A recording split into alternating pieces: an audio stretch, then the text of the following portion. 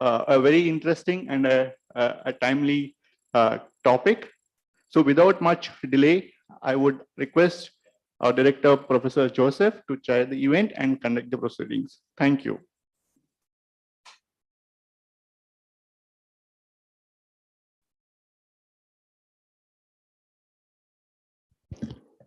Good morning, friends. We have a distinguished guest today to speak on an equally distinguished topic. And I must also say, Mr. Nikash shined that this is an issue which is close to some of our junior research scholars here, PhD scholars. And though we have been talking about right from Club of Rome days onwards, unsustainability issues and threat to development, there were many who are not very convinced about it. But it looks like the manner in which the remarkably high growth of GDP, we have learned the art of cooking high growth rate. Simultaneously, we have been also inflicting injury to the nature beyond the level which the nature could withstand. So much so that the climate change, global warming, it is now believed to be an important issue. And I'm inclined to believe that this issue is in fact much, much more important for a developing country like India for various reasons.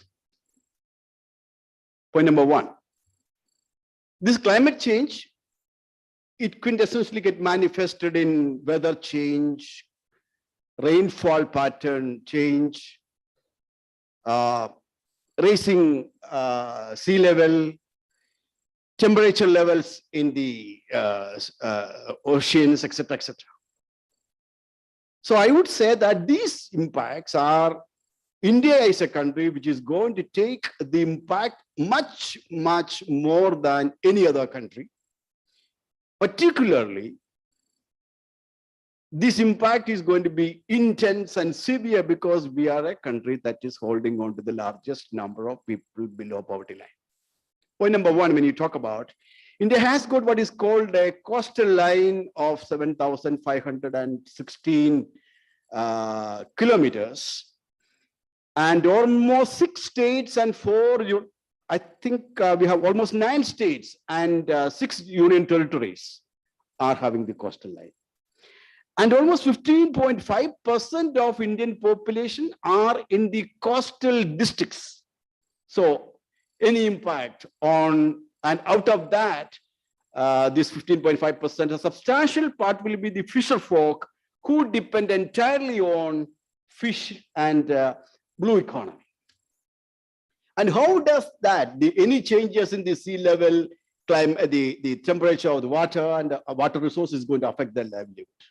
And these people, fisher folk, even in a state like Kerala, are considered as the outliers of development. They have not been, even if we have got highest, what is called human development indicators, etc. in Kerala, particularly this coastal population, they have not been the beneficiaries of that. Now coming to the inland, we can see that India is one of the countries in the world with the highest dependence, population depending on agriculture. And erratic rainfall is going to affect the farmers' fortunes.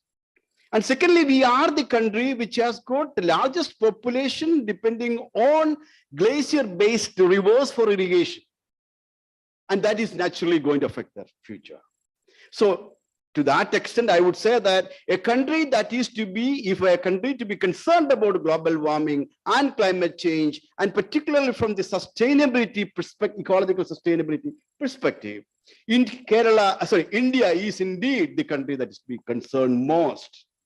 And as a scholar of innovation, I would like to say that these are nothing but the progeny of technology. Technology is behind the outcome. Or what we see, this disastrous outcome, it is actually innovation that has led to this. But in fact, the nexus between ecology, economy, and technology, the manner in which we have articulated that relationship, that has led to this particular outcome of undesired outcome of the type that we see today. Now, the question is, your lecture, I'm very happy that we as an institute, we are the people, we are concerned about the fiscal dimension behind that.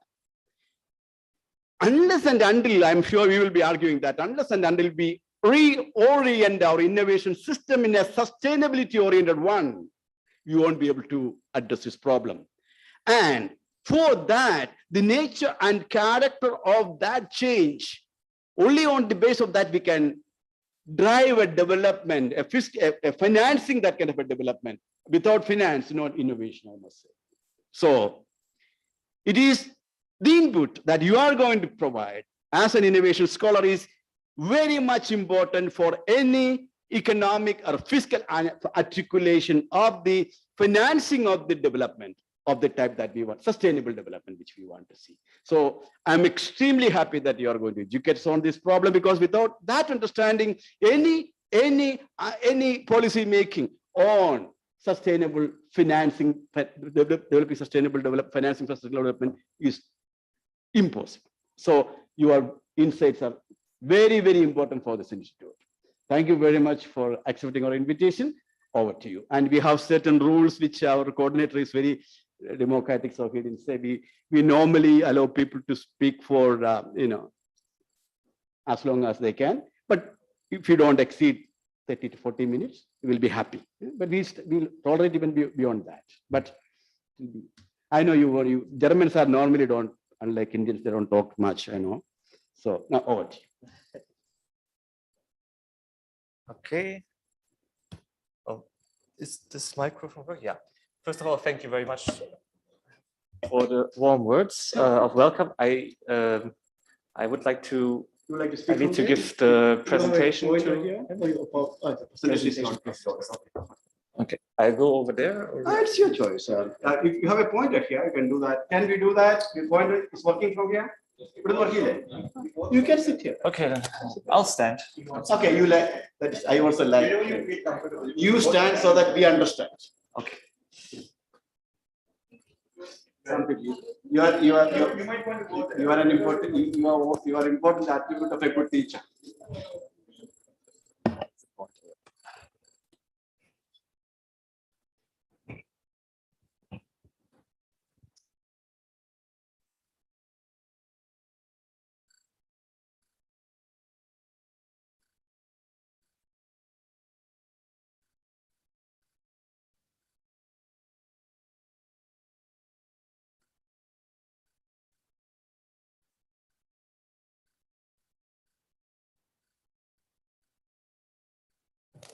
Okay, can everybody hear me with this? Also the people watching from elsewhere, I hope. Well, thank you, first of all, so much for this very nice introduction. And thank you all so much for being here in such high numbers. I think this is past COVID, the biggest talk I have given so far. So thank you so much. Also, thanks to everybody who is not here in present, but watching from afar. And well, so I will, as discussed before, discuss a bit my research, which deals with the roles and interactions of technology and international institutions for sustainable development. This is kind of split in 3 papers that are all work in progress. So none of the 3 papers I'm presenting are at final stage yet, as is per usual in a PhD session. And I will start first, before I talk about that, with a brief introduction about myself and where I'm coming from to present this research. So just quickly about myself, I am from the lovely city of Bremen, which is all the way in the north of Germany. They are known for football, for a certain brand of beer, and for this fairy tale of 4 animal musicians that come together. And this is represented in this statue. Following my high school education, I went to the Netherlands, to the University of Groningen, to study my bachelor and master, where I also went abroad to South Korea for a semester. and I finished my university education at the University of Lund in Sweden. Yeah, the name Lund in Hindi, I know, not the best name. Then I did some internships at the German Development Institute and at the European Commission.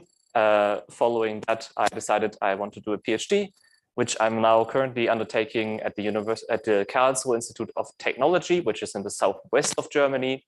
And my PhD is part of the Clean Circles project in there. And lastly, personally, I do play music once in a while when I have some leisure time.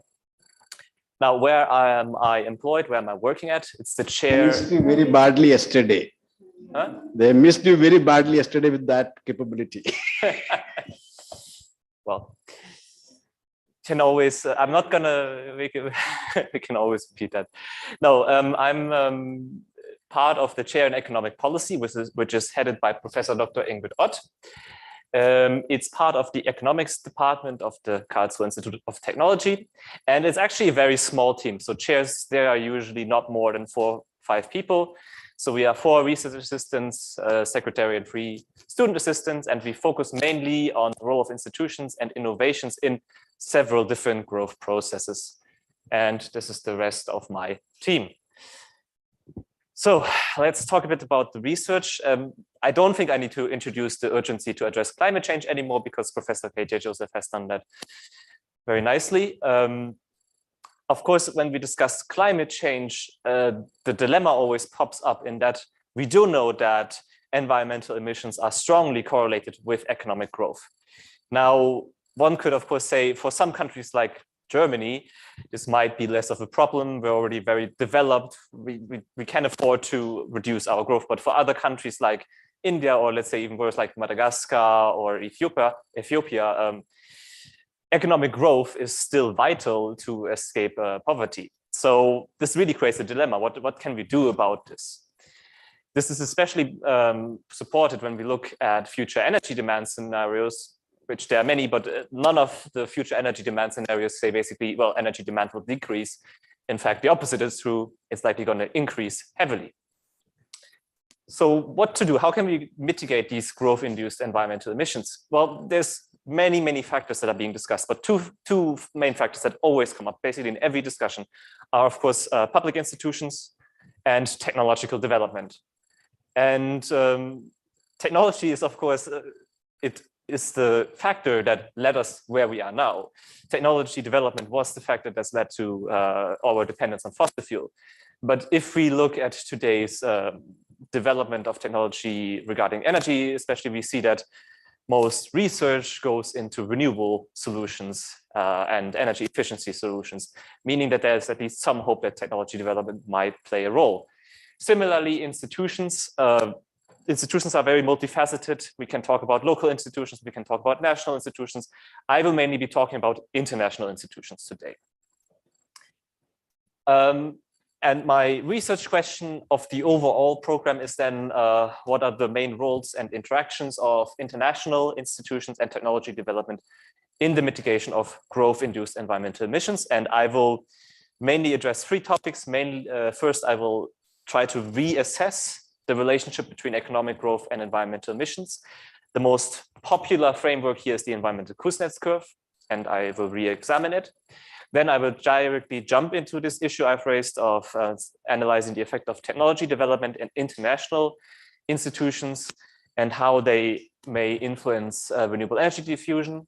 And lastly, I'm discussing what might be better measures or like alternative measures for measuring technology development. And I will discuss the case of clean energy trademarks. So let's jump directly into the first topic, the re-examination of the environmental Kuznets curve and what are the implications for sustainable development of developing and emerging economies. Has anybody ever heard of the environmental Kuznets curve before? Okay, so most of you know that in this theorem, we do say that in the early stages of development, economic growth leads to growth in emissions. I guess the laser pointer doesn't really work properly, but it leads to a growth in emissions until a certain point where it leads to a decline in emissions with growing income. And there's many factors that are behind this, but 3 main ones are simply well, at early stages of development, we don't have the option to consider environmental problems. It's about survival. It's about getting food on the table. And once we have a certain level of development, people can, be more environmentally conscious, buy vegetarian products, whatever comes to mind.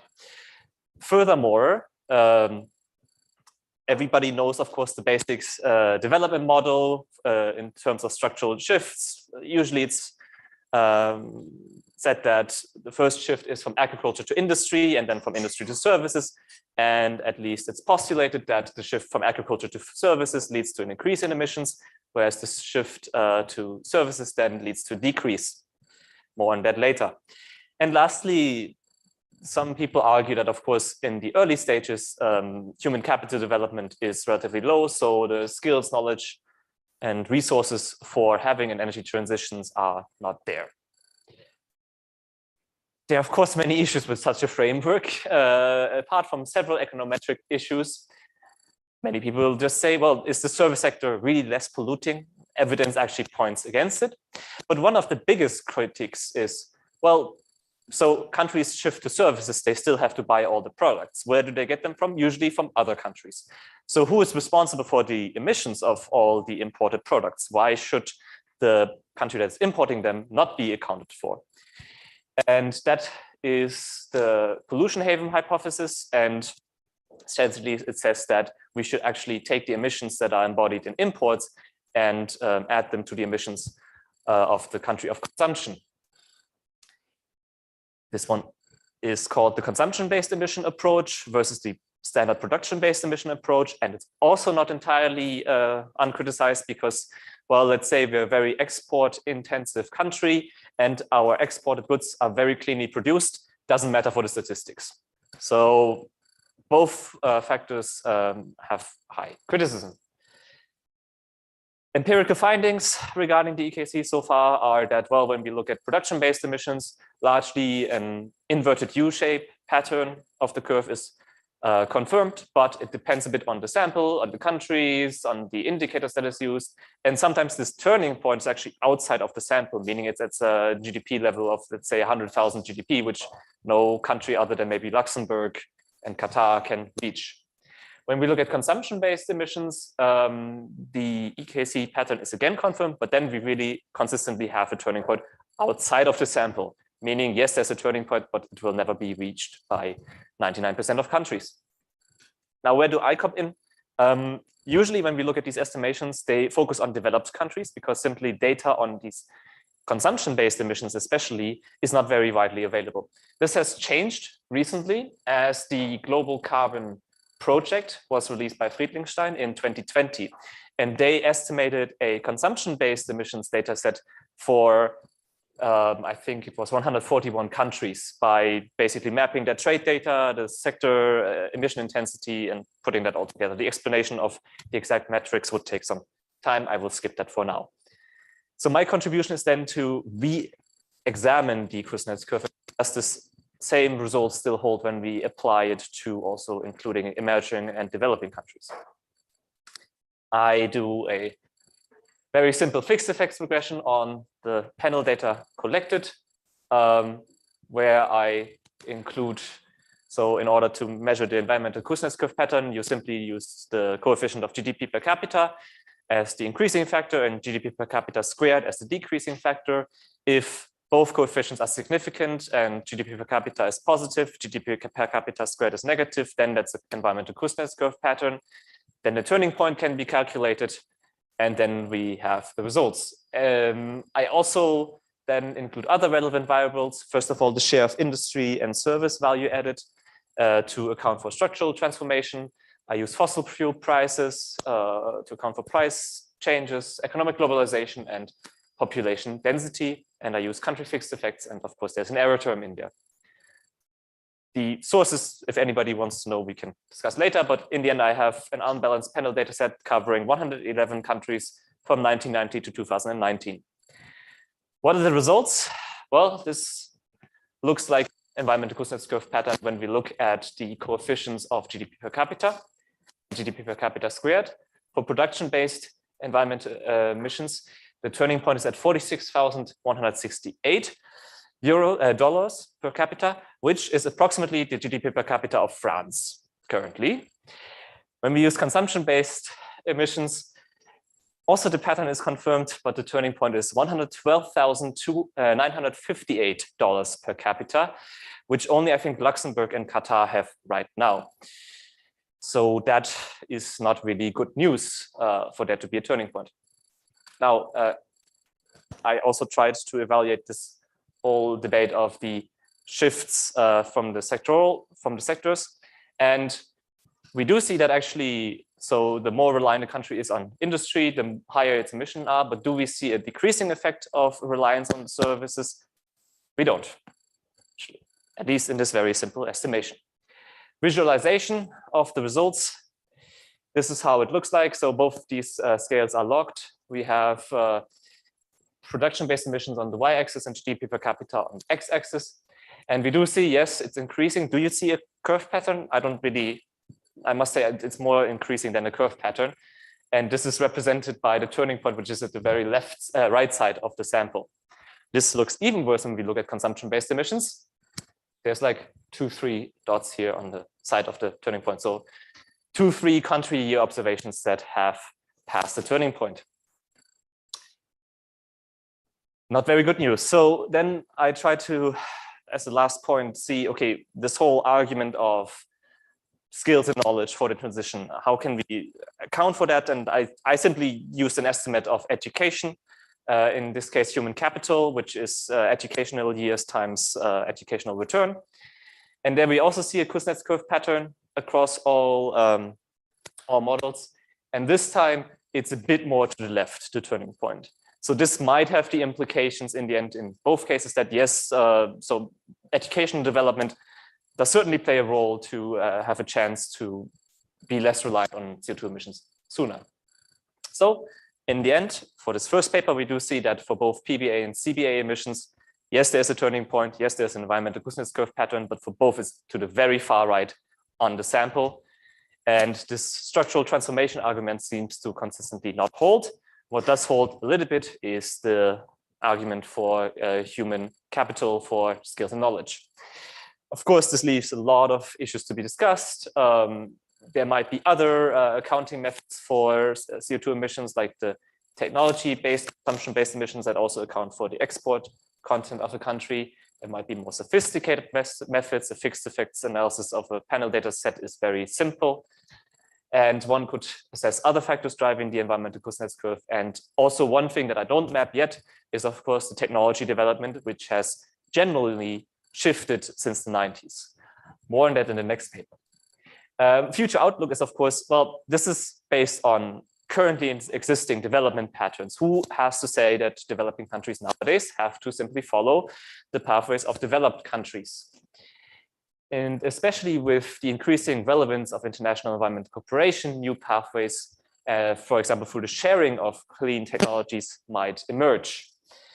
Similarly, emerging economies are more increasing their renewable energy technology capacities, but it's still unclear whether really a leapfrogging the sort of this is happening. Now, I was mentioning environmental cooperation and technology development, and this is exactly the content of my second paper, in where we discuss the role of international environmental cooperation and renewable energy technology, this time on the diffusion of renewable energy. Now, international environmental cooperation, everybody knows about it nowadays, right? We have the very prevalent sustainable development goals. We have the Paris Agreement that everybody heard in the news. We have the sharing of clean technologies, and many countries have signed more than 100 environmental agreements since the early 90s. Interestingly, Russia has signed the most. Similarly, renewable energy innovations are also increasing higher and higher. Some countries having several thousand patent innovations in renewable energy since the 1992. Now then the question is, okay, but what is the effect of all of this? Can we actually observe that international environmental agreements and renewable energy innovations promote the expansion of renewable energy production? Theory a little bit. When we look at international environmental agreements, we tend to focus on either why do states participate in them? So what are the motivations behind them joining? Why did the US move out of the Paris Agreement and move in again? The answer is very simple, but generally speaking, of course, we look at that. And then second is we look at effects of a single or a few agreements. We want to say, okay, Paris Agreement, what are the effects of it? Has it led to decreasing emissions? What is not done so much is what are potential wider spillover effects, for example, let's say on trade and sustainability of these international environmental agreements, especially the link to renewable energy of these agreements has not been made. The argument is that international environmental agreements do create what is said to be interconnectedness between countries that are working together towards reducing CO2 dependency. There are a lot of potential indirect gains that come from this cooperation, as I mentioned, for example, technology transfer or joint capacity building through cooperation, be it in research, be it in companies, be it in the development of technologies. They further build trust and social capital, and these reputational spillovers, especially when participating in many of these agreements, lead to information gains that in the end can improve renewable energy diffusion. We do say, however, that these high levels of reputation, trust, and information, these are more a function of really joining a lot of agreements rather than just having signed, let's say, one. If a country signed maybe 1 or 2 agreements, then that's not seen as a reliable partner. Whereas if a country has been participating in many of these, the opposite holds true. Then renewable energy innovations, I think the link between renewable energy innovations and renewable energy usage is relatively clear. It just has to get to the market. Though we do use clean energy technology innovations in general as a proxy for the skills and knowledge that are required for this energy transition. Renewable energy innovations have a very high potential these days. I mean, clean energy technology is the up and coming technology. We don't rely on old fossil fuel technology anymore for the new things. And especially developing and emerging economies have high potential for developing them, given that, of course, as Professor KJ Joseph said nicely, countries like India and others are very strongly affected by climate change. The motivation might be high to develop these technologies. And aside from market opportunities, one could argue that emerging and developing countries are also less path dependent than were developed countries at the time. However, of course, when we look at actual data, we still see that most developed countries are the leaders in developing these technologies. And lastly, as I mentioned, international environmental agreements might foster international cooperation towards building these technologies. Now, what did we do? We tried again to do a simple panel estimations of these effects. When we look at international environmental agreements, there are several databases. We used the one with the most agreements in the database, which is the International Environmental Agreements Database project by John Mitchell and his colleagues. And we used cumulative counts of international environmental agreements since the 1950s, of course, accounting for withdrawals and termination. This cumulative count is exactly done for the spillover and so far cumulative estimations, because if we just take signatures per year, then we measure more the effect of a single signature rather than the overall participation in the network. Renewable energy patents, many ways to measure it. We have thankfully access to the largest patent database. That's the Worldwide Patent Statistical Database from the EPO, though we do only have an older version which restricts our sample to 2017. We count transnational patents. Transnational patents are either EPO patents or PCT patents, and according to the country of applicant, so where's the patent coming from? And we use the CPC classification YO2E, which accounts for renewable energy technology. Though we do exclude hydro and nuclear technology, as these are currently still a bit controversial. Lastly, our dependent variable is simply the share of renewable electricity, given that the data on renewable energy is a bit lacking, but this is seen then as a proxy for the dependency on fossil fuels. Empirical model, same stories last time, fixed effects. We use green electricity on the left-hand side and then IEAs and patents on the right-hand side, including controls. And we measure the effects of IEAs and patents independently, jointly, and as an interaction effect. and we lagged every variable by 1 year behind, so to infer causality potentially.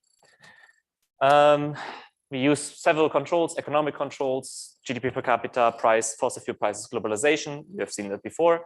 We also account for democratization of countries, population factors, resource dependence, energy dependence, and potential weather effects, because, well, I can't put up solar panels in a country if there's no sun. So we did account for that. Quickly on the data. So when we look at renewable electricity distribution in the 90s, it doesn't look so good, right? Countries were mostly dependent on fossil fuels, especially in Africa, Central Asia, East Europe, we have like 0% of renewable electricity. This vastly improved until 2017. I think nowadays it's even better, especially in Europe, but also in Brazil, in Thailand and other countries. International environmental agreements at the same time, we focus on multilateral international environmental agreement to really focus on international ones, not on bilateral that are not considered to be as international. We do see that mainly Central Europe, but also Russia and the States play the major roles here. Lastly, I show you the patent time trend. What's really interesting when we look at renewable energy patents, there was a huge hike in the early 2000s up until 2010, 2011, not only in China, but also in the OECD, high income countries, so far and so forth. And afterwards, it decreased a lot, which is still being under discussion. If anybody's looking for a nice research topic, I'm sure you can discuss this, but there's many reports trying to explain it.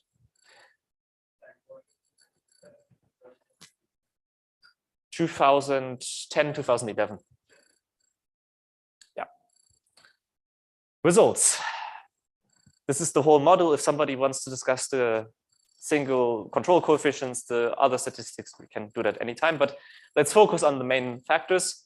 We do see that international environmental agreements and renewable energy patents are quite significantly and positively related with renewable energy, renewable electricity diffusion. We do also see that they are having a joint interaction effect, meaning that there's some kind of interplay here. Now, very nice results, of course, but this is just a first step in many regressions. One thing we were really asking, okay, is this effect potentially dependent on a country's level of development, given that most renewable energy technology innovations come from developed countries? They probably play a larger role there than in developing countries. And indeed, that's true. So when we look at the results for OECD, one can argue what is the best definition of developed countries, but we just took OECD countries. We do see that renewable energy patents are significant and positive. What's interesting is that international environmental agreements don't seem to play such a big role. Now, what happens for developing countries? The opposite. So here we see that they are actually benefiting quite strongly from international environmental agreements, whereas they don't benefit so much from renewable energy technology development. In both cases, the interaction effect is still positive and significant. We haven't weaved a complete story around this, but in essence, we seem to agree that, well, obviously, as I discussed, technology innovations are much more stronger in developed countries, and they might already be integrated so much in this international environmental framework that just participating in IEAs might not be the deciding factor. Whereas for developing countries who are maybe less integrated into the international environmental community, might benefit very strongly from participating in these. First theories, at least, other suggestions, welcome. We did a bunch of robustness checks. Most of them were consistent. A few were not consistent, mainly including all even bilateral agreements and including hydronuclear energy in the electricity mix. And when controlling for general patenting activity and including a linear time trend, which might not make sense because of the hike in patents. So in conclusion of the second paper, well, general effects seem to be, yes, international environmental agreements and renewable energy patents seem to be quite strongly effective when we discuss the dependence on fossil fuels, at least in this very macro level study based on 132 countries. The results seem to be robust, but again, the level of development seems to make a difference. And there's a lot of potential for future research, but I think the mechanisms behind the spillover effects of international environmental agreements are still not so well understood. And I think there's a lot of potential for future research and as well onto how to measure the diffusion of renewable energy innovation. Do I still have time? I hope so. Okay, third topic. This one I can go through quite quickly. We discussed now in length renewable energy technology development. We always use patent data for this. The problem is that patent data is not the non plus ultra when we want to discuss technology development. It has a lot of weaknesses. So we try to identify potential alternatives of measuring renewable technology or renewable energy development. And a suggestion that came to us was using trademarks. Just quickly, why not use patents? Well, why use patents? Patents are very useful in measuring technology innovation, but they're not spotless. So they have generally very precise information on the technology fields. There's thousands of technology classes one can relate a patent to. And they also give very detailed location on the geographical location of the inventor down to the street number of the inventor if anybody wants to pay him a visit. They also have very large spatial and temporal coverage. Almost every country worldwide is included in patent data, and timeframes go back to the early 20th century, I think even to the 19th century. So, and it's very easy and inexpensive to access at least most of the patent data. However, there's a lot of disadvantages of patent data, of course. One is that, well, it mostly covers technological innovations and not so much, let's say, service innovations, because those are simply much more patentable than others.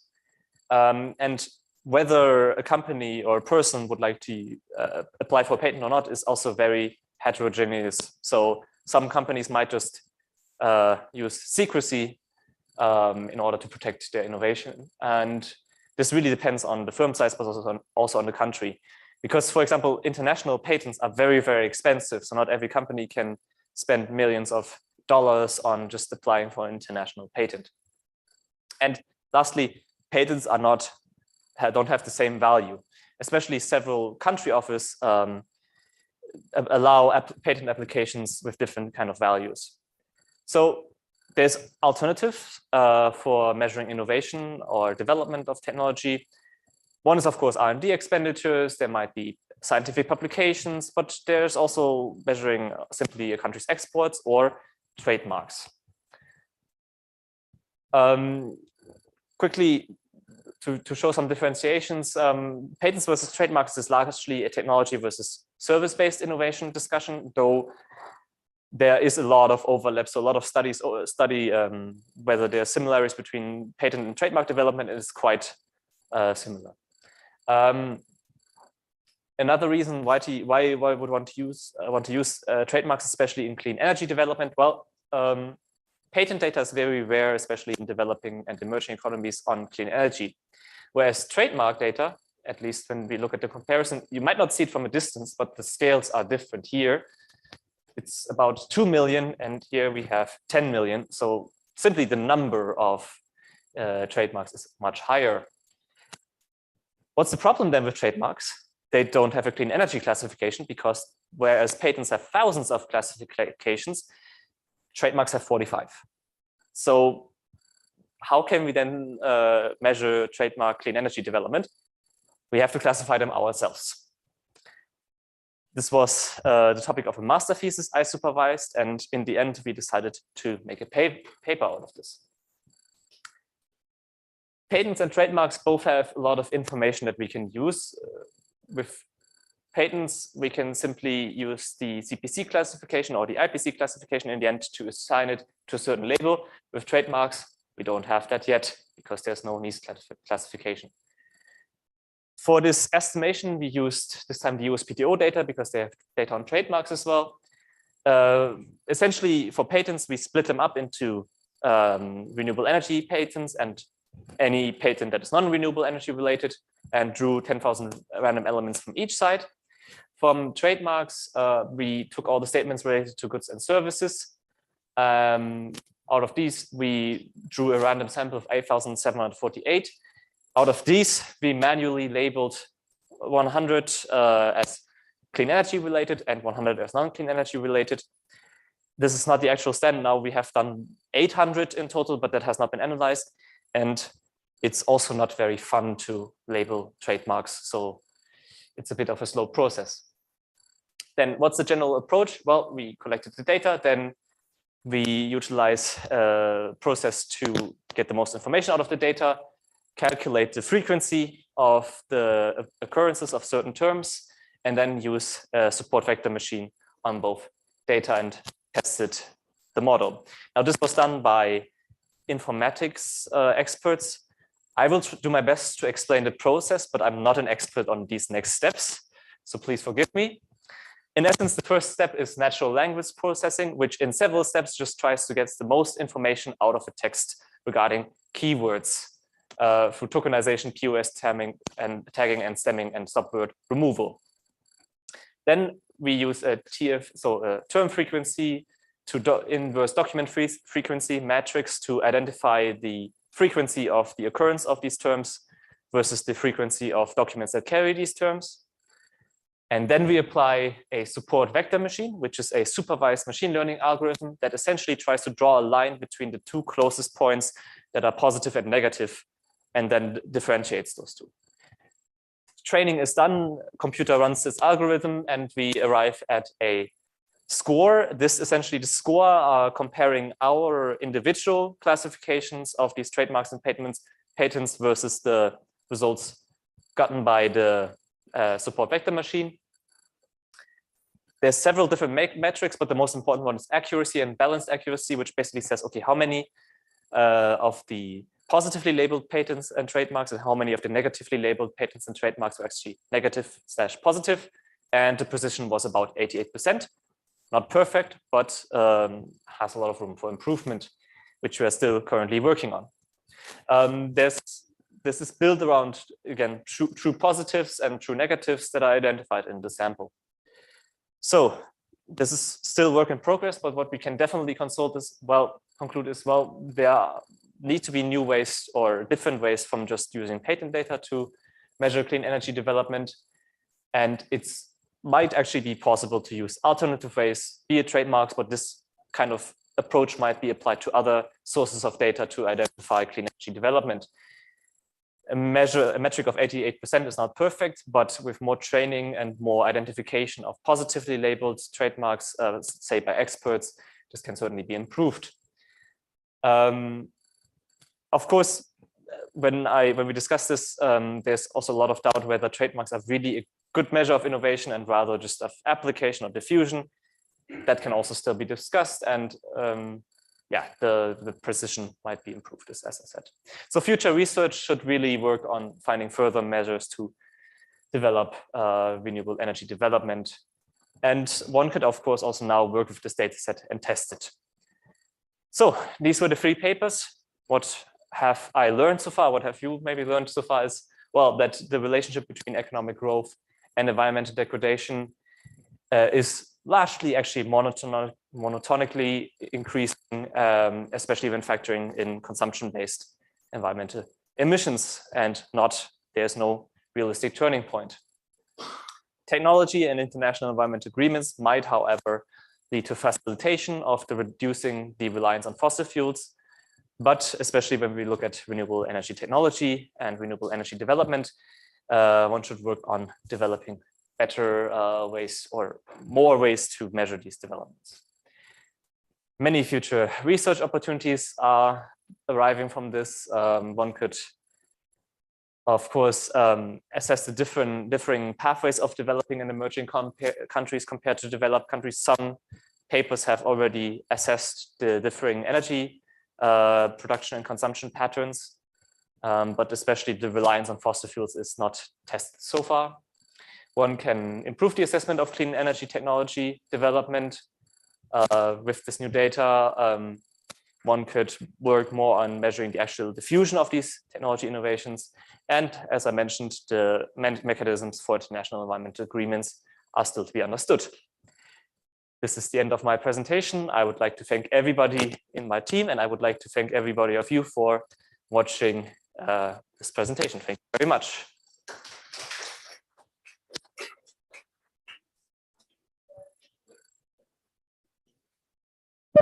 Could you please keep the conclusion side? Previous to previous. Okay. Nick, Okay, sorry. that's right.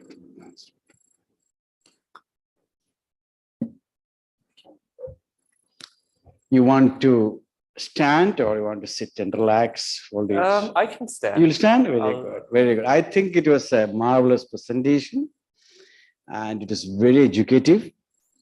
And in terms of your perspective, in terms of your empirics, I don't want to be between these real customers of your product. So I will, I might come at the end. So the floor is open and normally our practice is starting from younger one to the older one. Within the younger one, the ladies first. Okay, let's, the floor is open now.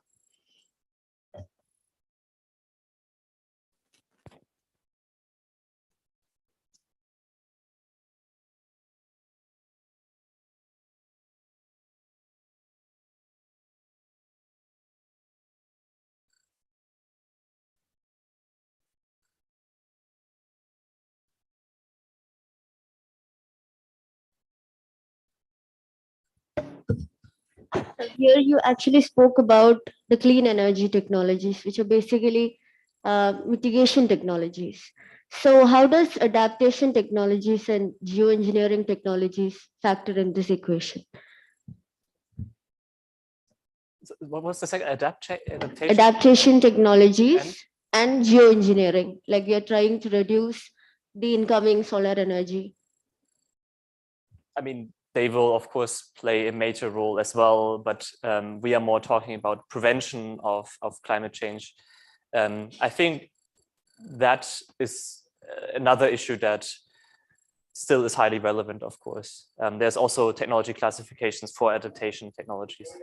She is saying from the endopipe or exopipe, prevention or cure. You could approach the problem because any strategy has to have at this juncture working on two-leg strategy that's happening. That is perhaps from the technology perspective, that is what maybe she's aiming at, I suppose. Yeah, I guess, I'm sorry if I misunderstood. I guess, of course, it's similarly relevant, I guess, now because we know that we're not going to meet the 1.5 degrees Celsius goal. Let's be honest. So living how to adapt to climate change is going to become more and more important. I think it goes hand in hand, and I would be curious actually to see if I rerun these results with climate change adaptation technology. One can, of course, use all climate change mitigation and adaptation technologies. So the YO2 class, which is one above the YO2E class. And it would certainly be interesting to see. But what we do see is the dominant patent class is still the renewable energy development class in terms of pure patent applications. And there's also, for example, waste removal, there's energy efficiency, electrification. So yeah, thank you for your question.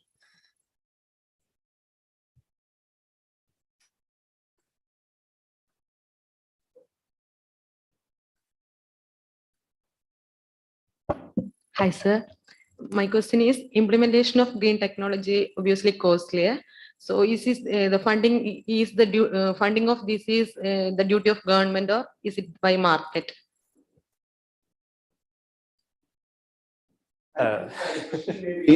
Coming up relevance in the context of the agreements that you have been talking about, and who bears the burden? Yeah. Is to what extent it is public, to what extent it is private, Yeah.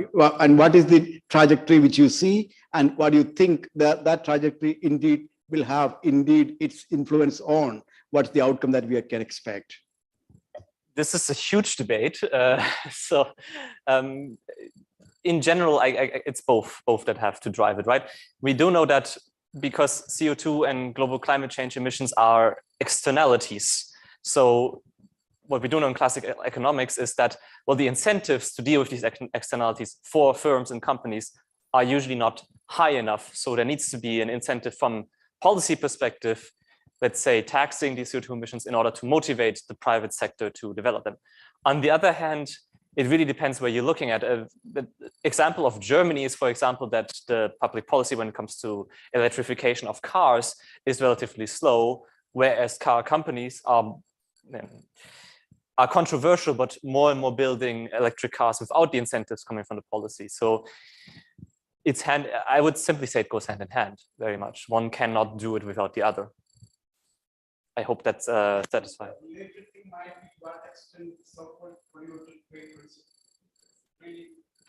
To what extent the so-called, the whole thing which is implicit there from the beginning is the concept of polluter paying principle. To what extent is really happening? That's what I think a related thing. Do you think that that's also as a researcher, where do you think that's maybe related to what? I mean, let's look at the Slightly broader thing, I suppose. Let's look at the company environment worldwide. It's not really that they're Yeah. pushing mainly for renewable energy. In fact, especially the asset holders of fossil fuels are, as we all know, very strongly lobbying, especially in countries like the US, against green policy, and that for decades.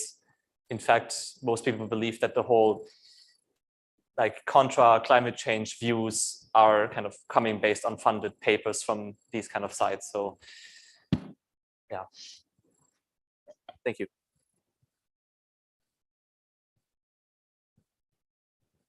This is going to be a very simple doubt. Could you just explain on the first point of your conclusion? Because I couldn't get my head around it.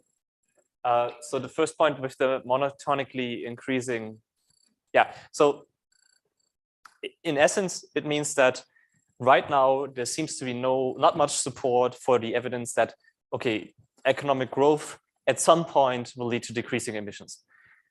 The finding is, okay, at some point it does, but the level is so high, at least in my samples and in most other samples, that is not realistically to be reached. So realistically speaking, the relationship between growth and environmental emissions is monotonic, and the turning point is unrealistic. Does that answer your question? Thank you very much for your question.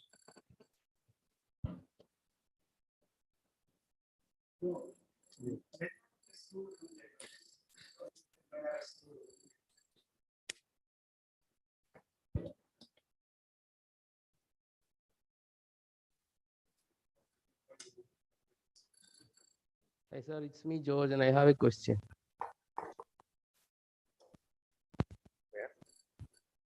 So can you hear me? From George. George, yeah. Please go ahead.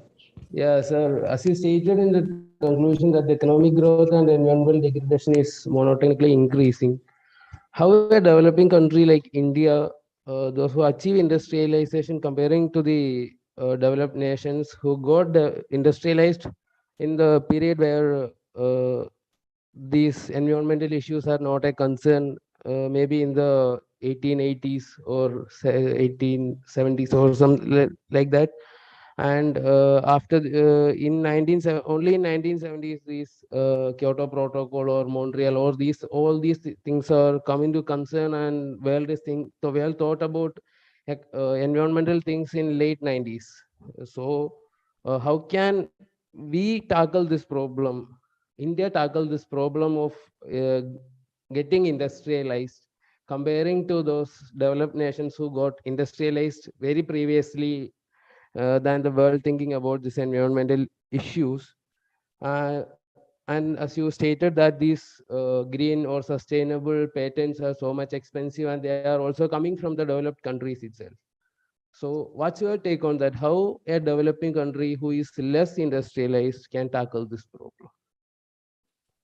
Thank you very much for the question. I think that is basically the key question of my paper. Still, I don't think I'm the most qualified person to give the final answer, of course. But in the end, I think let's move away from how can India, let's say how can the world? Because this is really not a problem that affects a single country. It's a problem that affects the entire world. Both the solutions need to come jointly and the effects will have to be tackled jointly. Why does India need to be why does India need to be reliant on itself? India has no fault in other countries having developed to their rich level of current standards in the past. That's not India's fault. Yet most emissions that are in the environment are right now coming from countries like the US, from Europe and all. And when we're telling a country like India, okay, you have lower levels of development, but you need to grow green now by yourself. That doesn't make sense. What makes more sense is working together towards a green transition. So India, of course, needs to work with other countries. When you talk about renewable energy patents being invented in the West, yes, they are being invented there, but why are they not being shared with other countries? Why can't we share the technology for clean energy more increasingly with countries that might be reliant on them? Of course, there's always an application cost. So when we just put windmills in India, that's not just going to work. You have to integrate them into the system. You have to teach the people how to use it. But in general, I think that's what I'm trying to say a bit with the second paper, especially. This is more of an issue that needs to be tackled jointly. Of course, there's national perspectives. I'm not saying that that is irrelevant. Of course, it's very relevant. But instead of always saying how can country X develop, it's really more important to look at this jointly. A country like Germany likes to, for example, say, well, we only, at least many scientists like to say that, we only contribute 2% to global CO2 emissions. What does it matter? Well, the 2% that Germany is contributing are 2% of energy that another country can't use for energy development. And those 2% versus a 1% overall population are much higher than the average. So it does actually matter what Germany does compared to for other countries. So I really think this is, instead of constantly saying which country has to develop how, it's more of a matter, how can we do this together? I hope that answered your question a bit, but of course, this is a huge discussion that like we could discuss for hours for sure. Thank you so much for the question. Thank you, sir.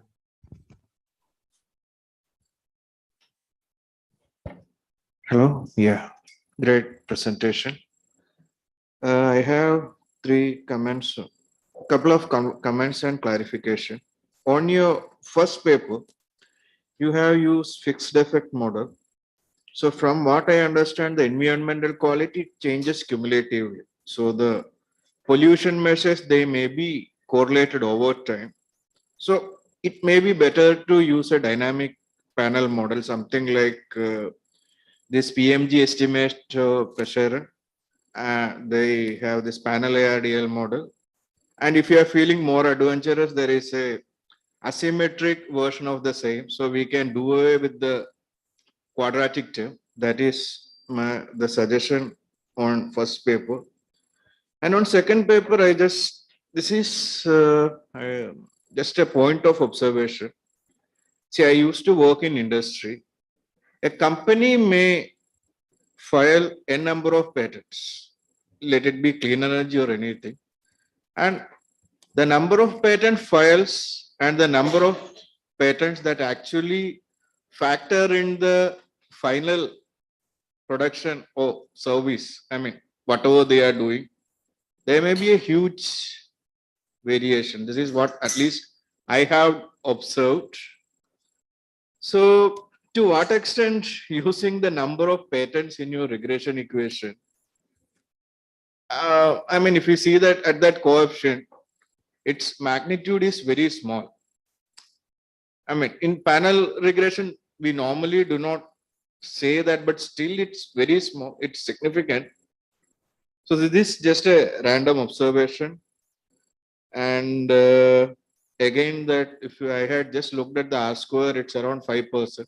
I mean, that's also we kind of expect. So that is just an observation. And from on your third paper, what was the difference between the testing and training sets? Was it 80-20 or 70-30? I mean, in your SVM, support vector regression problem, what was the difference? I mean, how much of the total data was used in the training set and the testing set? Okay. Good. Thank you so much for all these comments.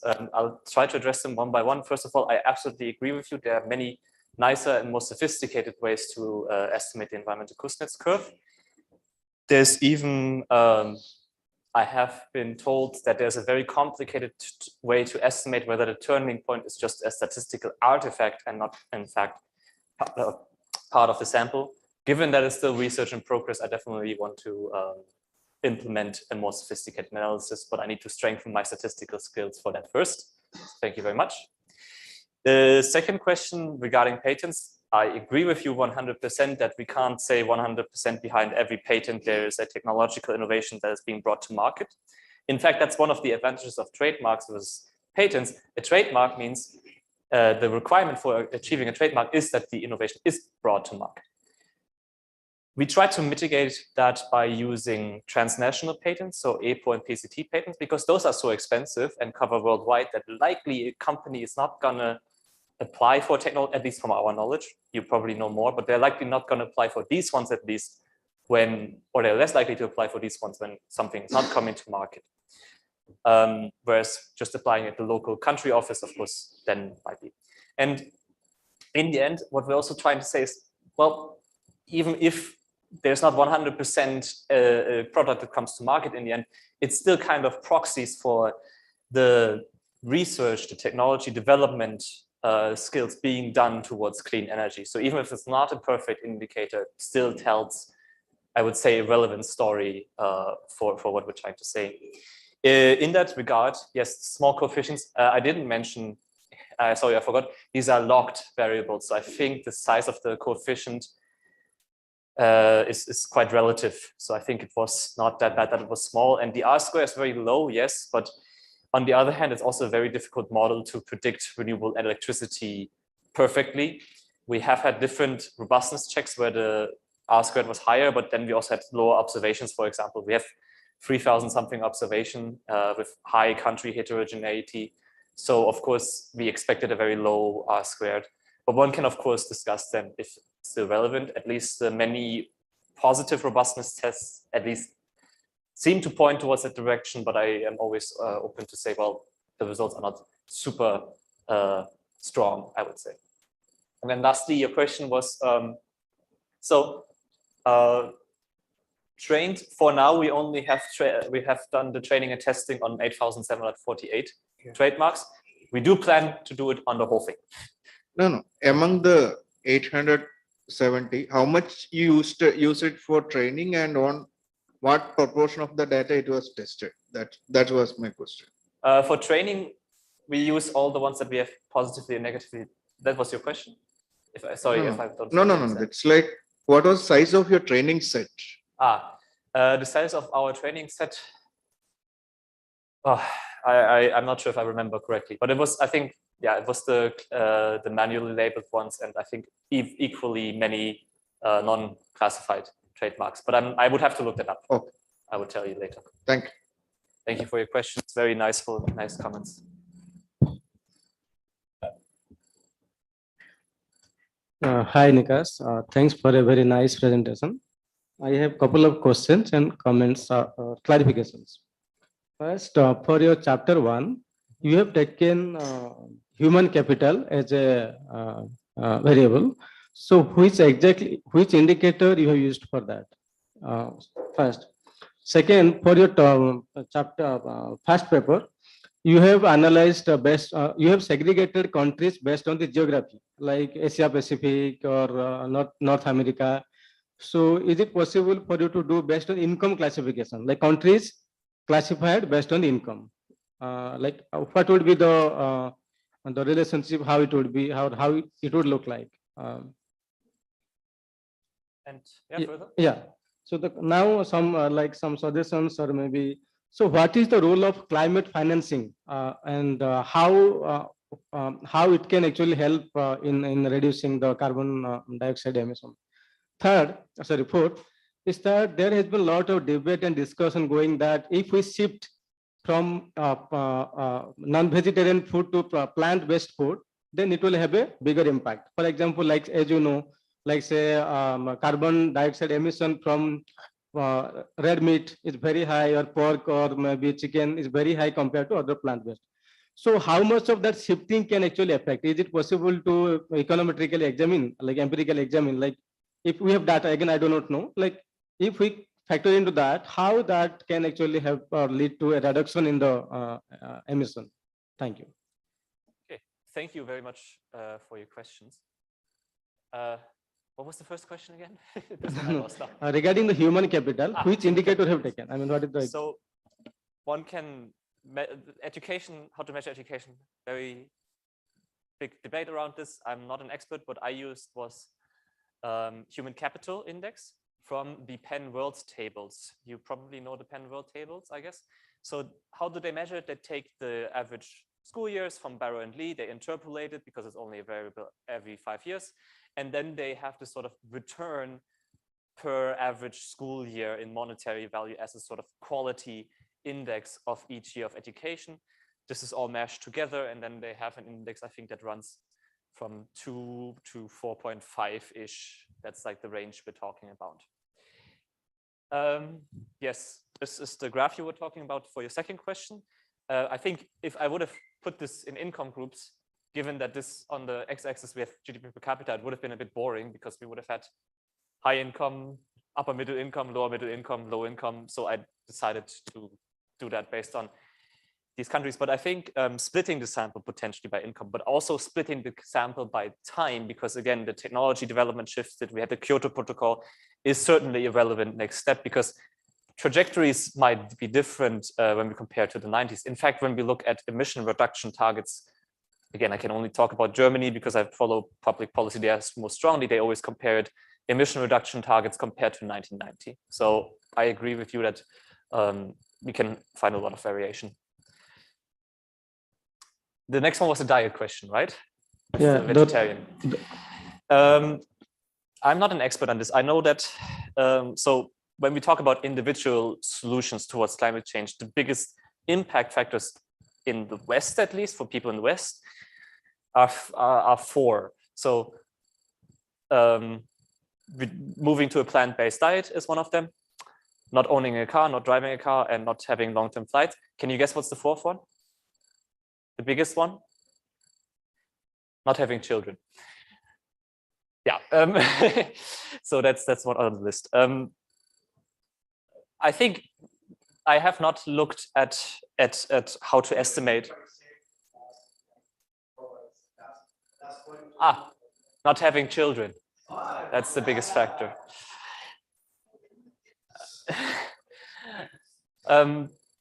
One could, of course, estimate that. There's many studies that have looked at the effects of moving to a vegetarian or plant-based diet.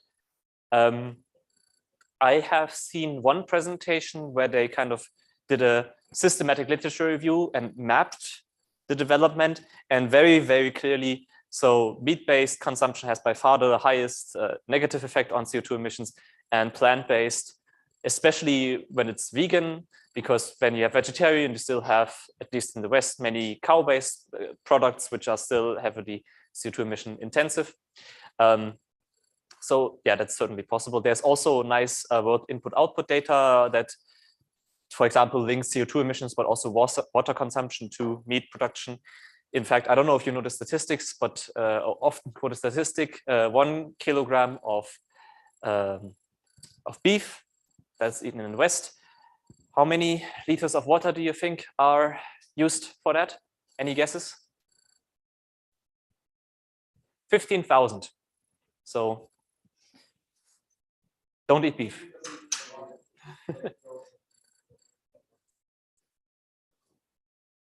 Thank you so much for your questions. I think one question I asked regarding the role of climate financing. So how does that come into the picture? And have anybody tried to examine the role of climate financing, the financing part? Climate financing. Financing. Yeah, I mean but yeah. I have not considered that. I only have considered fossil fuel prices so far. I have read several literature reviews that have looked at many studies where they also include climate financing, or let's say not climate financing particularly, but the financial infrastructure, financial markets. At least generally, the strength of financial markets does not seem to be that relevant. But I think probably specific climate financing is highly relevant. In fact, in the European Union, there was recently this debate of the green taxonomy. and whether investments for clean energy, what all should fall under there. And there was this heavy debate because right now it seems to be that gas and nuclear energy also will fall under that. Thank you. Hi, Nikas. Hi. Thank you. It was a very good presentation, Thank you. and we all have learned a lot listening to your work. Sorry, Kiran, I have some comment. I was waiting. You will get next chance. Next Tuesday you are there. You Can are you, next. Yes. Since Yeah. you've been waiting, can you wait for 2 more minutes? Okay. Great. Yeah. Okay. I have 2 clarificatory questions, both relating to your first set of regressions. I would like to extend what George asked in a way. In your regressions, can we not control for the stage of structural transformation that each countries are going through? Let me elaborate a bit more. See, what we could do is to interact with this, say, share of high-tech manufacturing, production in total manufacturing, with that of your emissions, and get a different coefficient for the the turning point. So that will tell us at what stage of structural transformation the inverting, the peak point will change.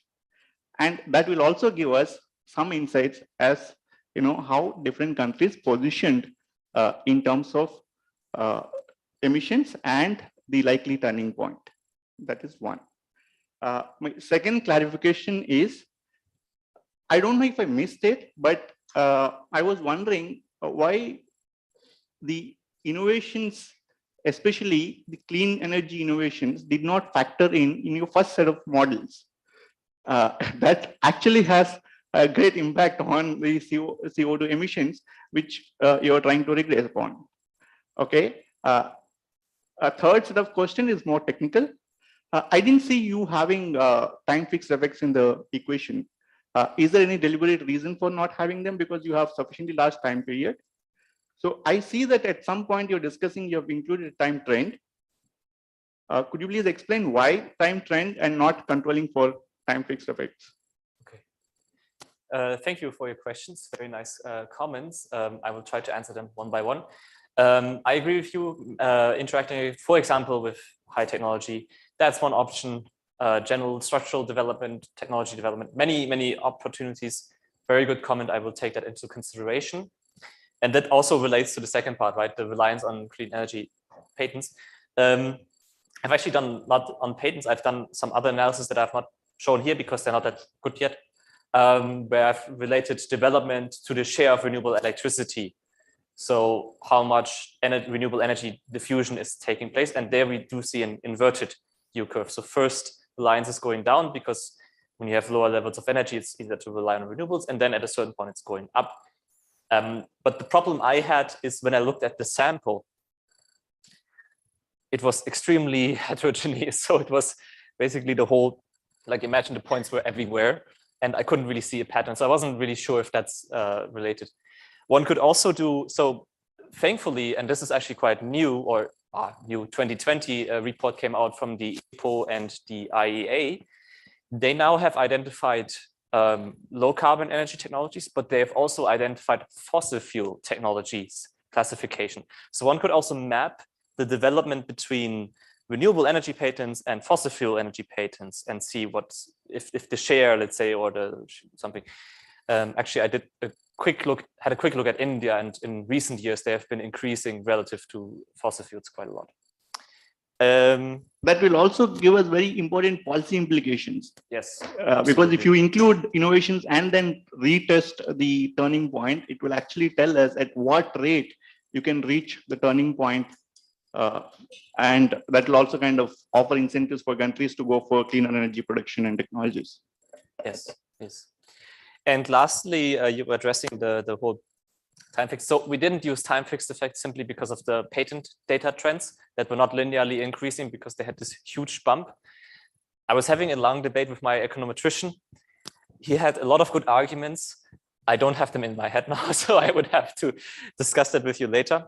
And instead, we did some robustness checks with time fixed effects, and I think it was still robust.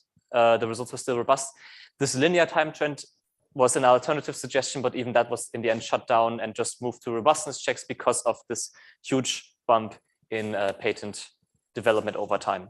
If that trend was linear, then I would have also used time fixed effects instead. But yes, thank you for your question. Dr. Zakaria, this is your turn. Have you left? Thank you. Yeah, my question relates to actually.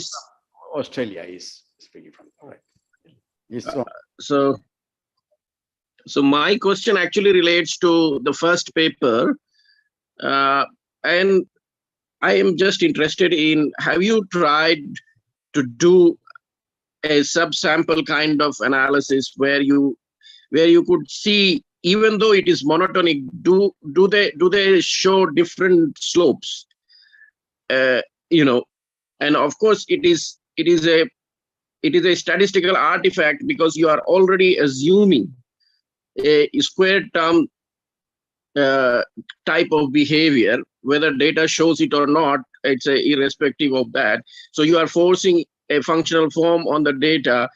But my question more generally is that, have you tried very simple kind of bivariate kind of analysis to see how these slopes have changed over time, and also how these slopes have changed across the regions, just as an exploration before you actually report this model? Thank you very much for your question and suggestion. As I tried to mention earlier, so no, that has not been done because this paper is still in a relatively early stage. But that is, of course, a logical next step to see whether these dependencies are an artifact of specific regions. So in that case, I would suggest that, essentially the thing is that energy systems in a country like India is still quite in a transition. If you look at the per capita energy consumption of Indian population is at very low levels, even at this moment. So you have a great space for, technological new energy system that you can actually implement. In fact, if you look at the very, very detailed or very granular studies, of course you are looking at very macro kind of thing, but if you look at literature, what is happening in the political economy of energy sector in India, so because of constrained energy supply from conventional energy, actually solar energy took pace in very, very fast pace in many of the regional rural Indian households. So there was because government was not doing anything about energy, we went to renewable energy transition very fast. I should say that given if we had proper economic resources at that time, we would have actually become renewable energy leaders in terms of sourcing our energy from it. But then we were not at that level of per capita income. So what I'm trying to say is that the system is still geared towards conventional, energy system. But those conventional energy systems, those countries that faced constraint from because of economic resources, they tend to transit towards this, but those transitions were also constrained because of economic resources. So if you look at a kind of segmented kind of curve for different countries or different economic status, and at different stages of time that you see, you will see that the curves are different, and essentially sometimes you might actually see that energy systems are much more in line with mitigating climate change. So I think it would be much more, useful for your understanding and policy insight to kind of look at how these local, granular literature, which is talking about micro experiences of different states in India of energy, is actually unfolding in different regions. Thank you so much. Thank you very much for the very well explained remark. I agree with you. I think, I mean, when we look at that's always the issue of macro studies, right? So what can I even infer from a big macro study that covers most countries in the world? So I absolutely agree with you. I do want to follow this up with definitely separate timelines with different country samples. I don't think I will go as micro as really looking at different Indian regions, for example, because then that would be a different study. That could be a follow-up, of course. What are the regional implications? Are separate regions on track versus other regions not? I think we can discuss really endlessly which countries are on track, how and why, but this is more about the macro overall implications.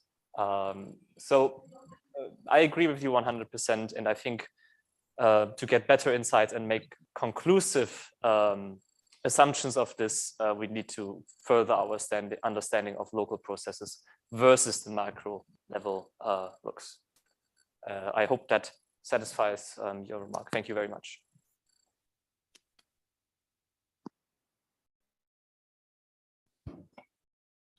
Thanks for your nice presentation. When we are talking about clean energy, is clean energy really clean?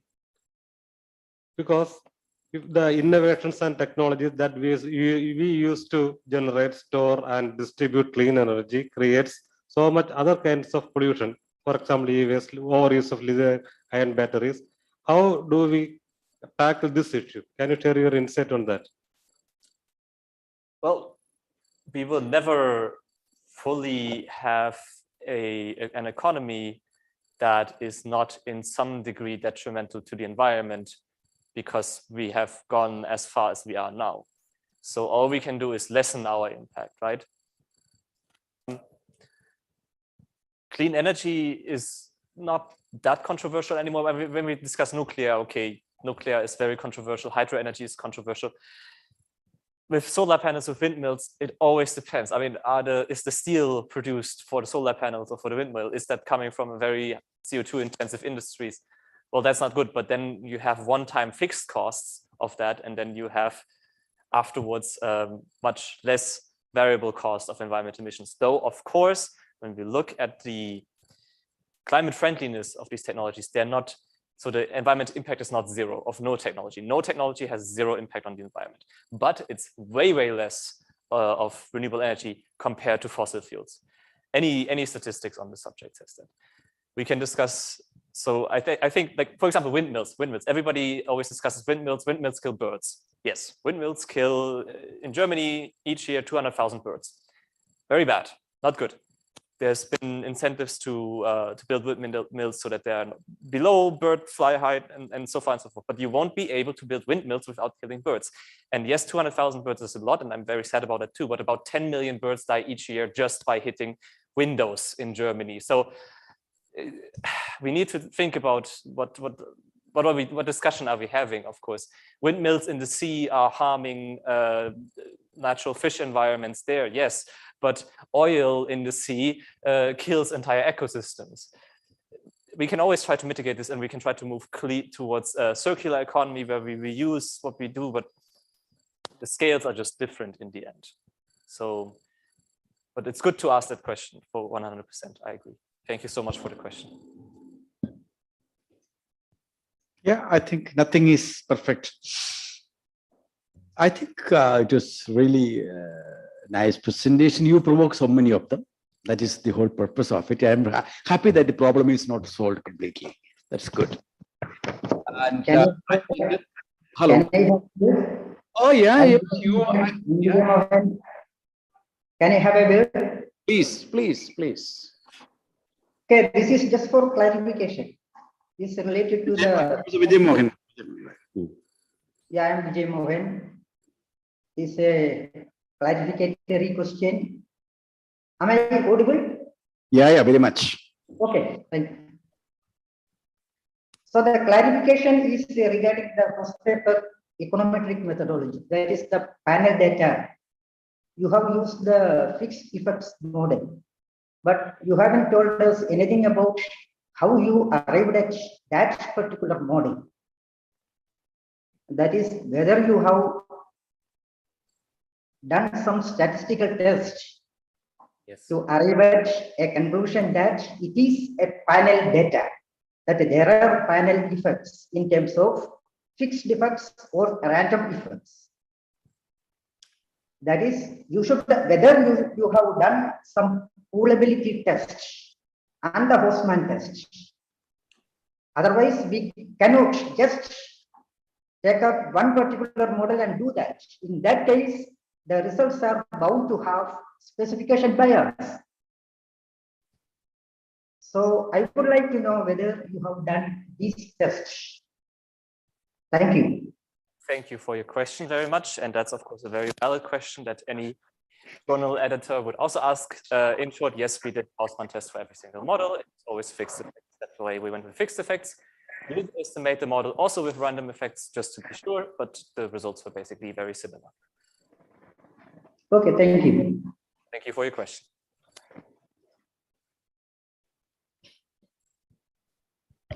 I think no further questions, I suppose, from online.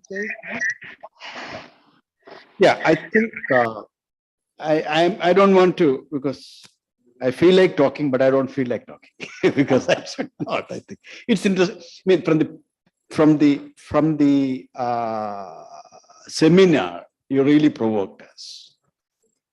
You really provoked us, and in fact, some of our scholars are concerned about environmental financing, climate finance related issues. In fact,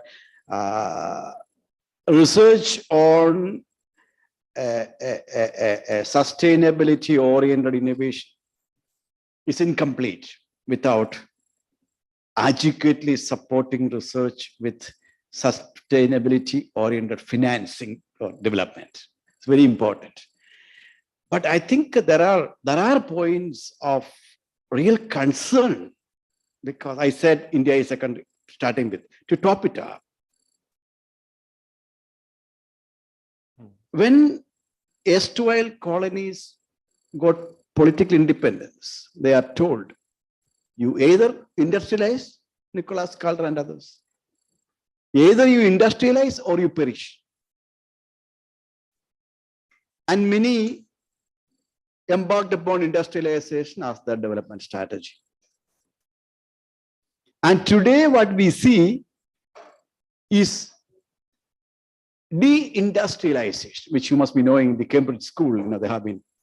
Deindustrialization, all the more importantly, deindustrialization without industrialization. Africa is deindustrializing with a per capita income below 1,000.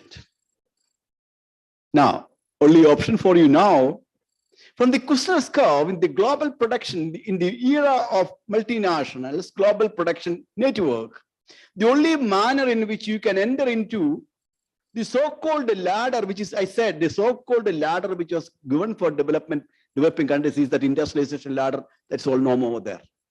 One option for you is, okay, use your pollution having hypothesis. You open your doors for the multinationals, for all those dirty industries. That is one possible way in which you can get in some development.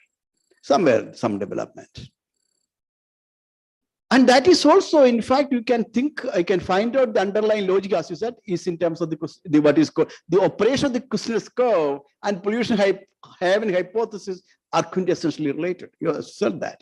But now the true Kushner's curve should be coming from innovation-driven thing. Now the key question is in the global innovation network of the type which is emerging, whether these considerations are not really coming in. That is the true concern Jan Timberton and others, where we are still in that line of argument, saying that, okay, developing countries should be supported. But then the question is, that the rate of return in terms of knowledge generation in a developing country is at least 10 times higher than the developed countries. With $1, if you take the cost of patent, that the amount of, you take the COVID pandemic and the number of what is called vaccines developed in India, and the cost of that, and the cost of same with US or any other countries, it's a very fraction of that. Now that reality has to be appreciated if you really want to know that on the one, T.N. Srinivasan and others have been talking about the global mobility of labor to much more, this thing that's different. On this front, this is a real appreciation of knowledge generation compared to advantage in investing in learning and innovation and capability building systems in the South is going to be at the core of the true Kuznets curve. I don't want to have a Kuznets curve driven by pollution heaven. That has its limit. A true Kuznets curve has to be driven by a South-oriented financing development pattern, focusing on learning, innovation, and competence building of the South. And I think that is going to be the true Kuznets curve and a world that we should be trying to work on, and on which we have to do a lot of work. There are a lot of issues. And I'm very, very thankful to you for provoking all of us. And this morning was incredibly useful. And it was, I am sure that all of us will be going out at a much better informed on this question than we were at 11 o'clock. Thank you very much.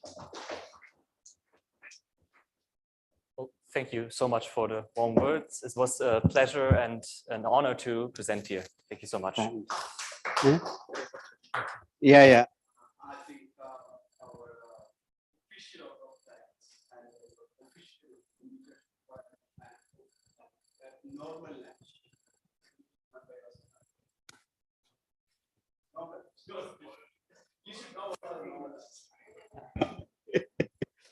Sakriya, thank you all. Okay, this is right. So, very good afternoon to everyone. We have come to the end of our seminar. And without further ado, I'd like to first thank Ms. Nikas Shede for his wonderful presentation, which was illuminating and thought-provoking. You discussed a lot of interesting ideas today, and some of them were totally new to me, especially the trademark part. Thank you. Now I'd like to thank Professor K.J. Joseph for first of all inviting Nikas for this seminar, and in general being very supportive of this internal seminar series. Thank you, sir.